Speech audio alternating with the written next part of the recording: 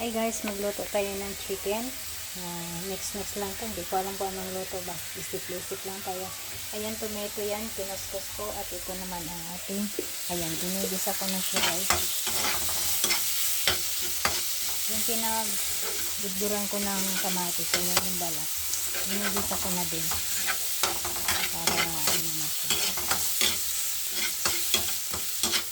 Gisa-gisa tayo.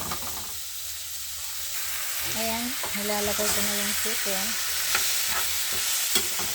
Hanggang gisa-gisa muna tayo guys na mayroong mga ricados din. Ang ginamit ko palang oil ay yung olive oil. Iwas tayo sa mga kore. Kore. Halo-halo lang natin ito guys. And guys, nilagyan ko na rin siya ng paminta, asin, garlic powder para lalong lumasa siya, at nilagyan ko din siya ng oyster sauce. Ayan guys.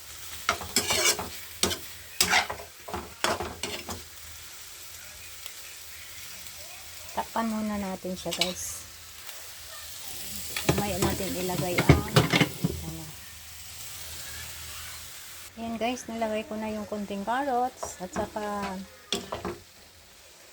bell pepper, pang pabango naman, at saka yan, hahaluin na naman natin siya at tatakpan na naman natin siya guys. At saka yung kinuskus kong kamatis ay nilagay ko na din dyan.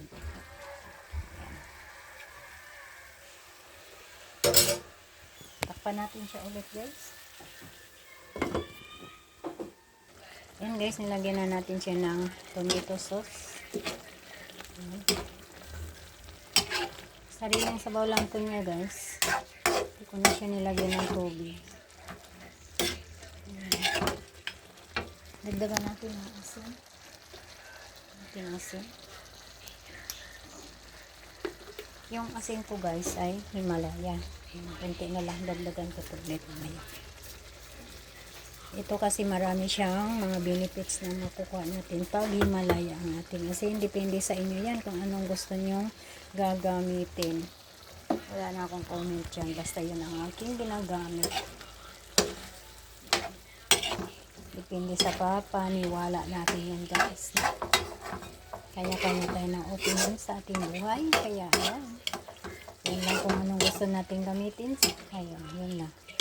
Libre tayo. Yan. Ano mga papaniwala natin.